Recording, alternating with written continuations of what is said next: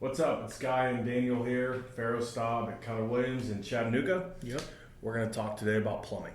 Awesome. Yep. So we're not plumbers, we're real estate agents, but we've seen hundreds of home inspections, and here are some common things that come up when you're looking at the plumbing that a home inspector is going to catch. So why don't you start talking about water coming into the home? Mm-hmm. Okay. So you're going to have your water meter. Right.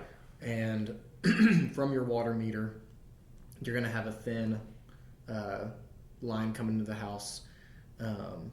It used to be the galvanized. Right, which is that copper. Silver looking. Well, galvanized, now it's copper. Okay. Yeah, so it was galvanized, that silver stuff that rusts. It's nasty. Mm-hmm. And now it's copper. So we've come in from the street. We've hit the water meter so they can tell how much water you're using. Yeah. And now we go inside the foundation, typically, and we hit that pressure reducer valve, which is the bell-shaped valve that lowers the pressure so that it's safe for your fixtures. Mm-hmm. So at that point, the supply plumbing branches off everywhere, right? Because it's got to feed.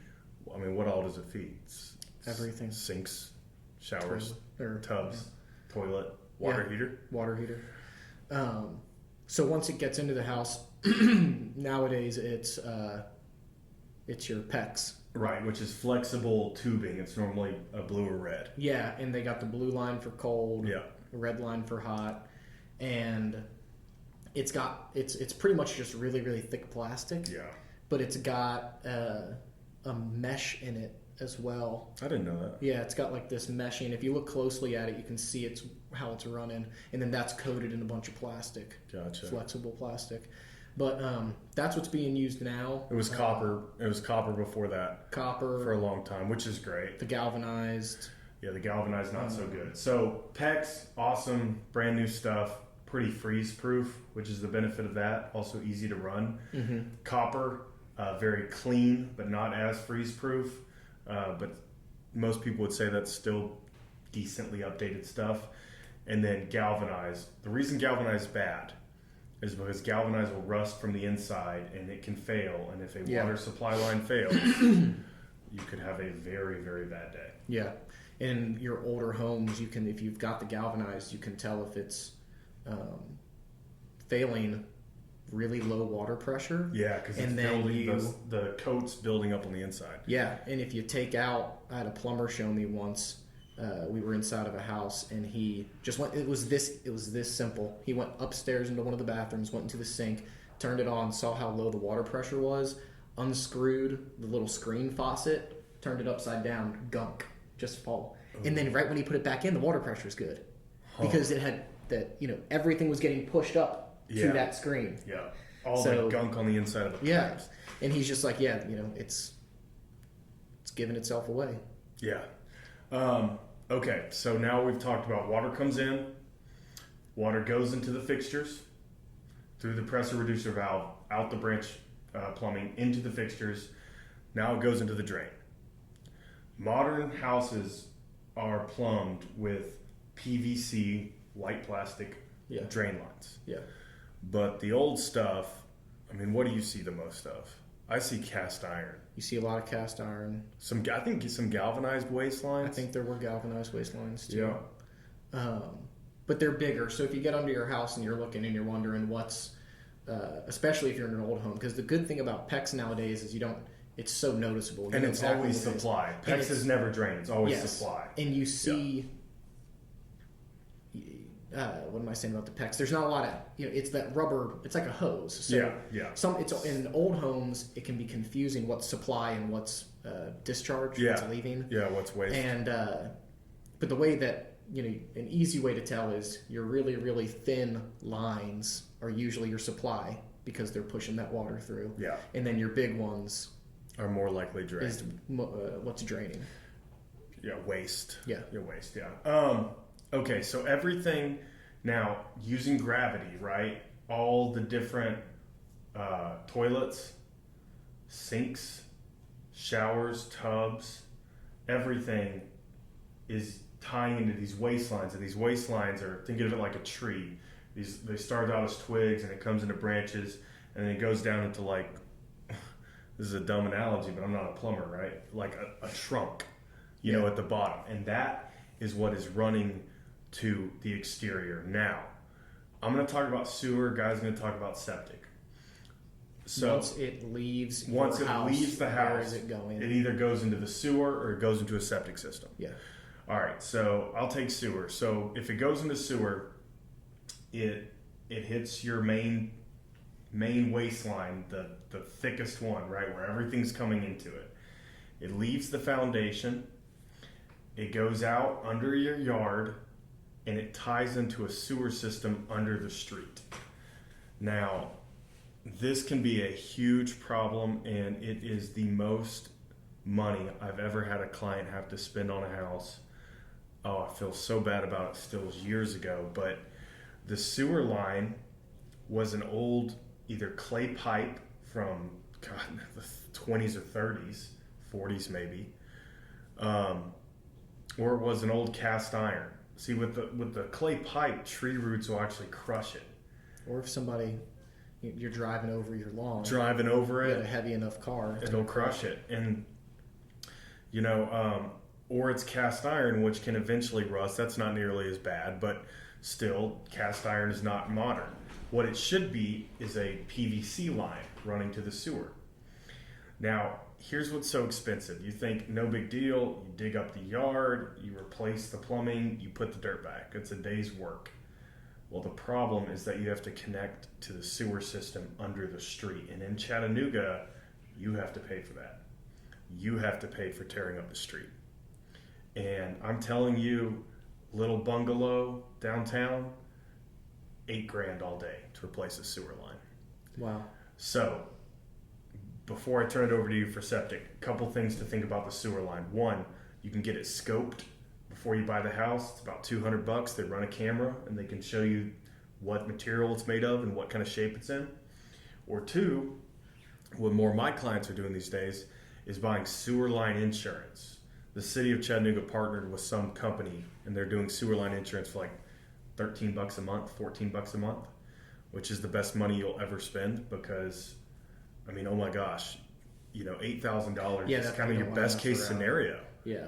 And plumbing's just messy. You got stuff back in gray water. Yeah, it's disgusting. There's a bunch of really decent terms that people use to just describe poopy water. Yeah. Gray water. Black water. Black water. All right, tell them about septic. So if you're not on sewer, you know, where is all your waste going? It's going into a septic system. And I'll try not to, I could probably, you might have to. You go for 30 minutes. You might have to cut me off. Just give them the basics. Guy, hurry up. Yeah. But there's, you know, I guess there's multiple types of septic systems depending on your circumstances. But the best easy maintenance system would be a conventional septic system. And so what's going to happen is your discharge is going to leave in a PVC pipe, and it's going to go to 1,000-gallon tank that's buried. A lot of times these days now the lid will be exposed, so it's easy maintenance. But when septic systems were new, the tanks, everything was completely buried about 2 feet underground. So it goes to your tank, and the line that's coming in is about a foot at the most higher than the hole that's leaving the tank. And so your solids sink, liquids rise, and then once it gets to the top of that tank, it's going to go to that first hole that's leaving, and it's going to go down to your field lines. And what are field lines? So your field lines are where everything kind of just sits, evaporates into the soil, and evaporates into the ground. And a conventional system is all gravity fed. There is no mechanics behind it. And that's nice because then you're thinking, all right, you know, power goes out, you know, if you've got a pump and you have to pump it up to your field lines, then there's just more maintenance, there's more concern. A conventional system you can pretty much forget about. Yeah. And let it do its thing. And so it'll rise, it'll start flowing, and then most of the time it'll, whether it goes around the house, wherever the topography allows it best. And the quality of the soil. Yes, and the quality of soil. Don't want to get into that right now. Sorry. That's a whole nother discussion. But I mean, 90% of the time, every time that I've sold a piece of land and we've had a perk test, there's been soil. Yeah. Really, the biggest issue in Chattanooga is your depth to rock, because we are a mountainous, rocky city. And Rock City. yes. And the biggest issue, if you're buying a piece of land and you're like, I'm going to be building a house right here, if sewer's not there, go get your perk test done. A soil scientist is going to come out and probe around. And the biggest issue really is depth to rock, which is your field lines have to be buried. You need at least 36 inches for a layer of gravel, your field line, and then to be covered back up with the earth. Yeah. So now we're getting into it. Yeah, we're getting that was my fault. No, it's okay. So anyways, the septic, you want to make sure your most conventional system is a conventional system. If not, you need to find out what it is. Other common systems, if it's not conventional, is just a pump, and they don't have enough topography to do it gravity fed, so it gets pumped up to the field lines, and from there everything's gravity. But and those are fine. You just have to be aware of what you're buying and what you're getting into. A lot of them will have alarms. Yeah, I've seen those. Yeah, and people will ask, "What's that?" And it's this little, it's by your panel or something. Yeah. And usually it's your septic pump alarm. Well, let's wrap this up. So, main things to look for on a home inspection. The type, to me, it's the type of plumbing under the house, and the sewer line and or septic system. But if it's an older home, consulting a plumber to talk about the various risks associated with old plumbing materials. Mm-hmm. That, to me, that's the most important thing. And it's about, let's give people, I just had a client re-plumb all of his lines coming in from the street. His supply lines? Can't think right now.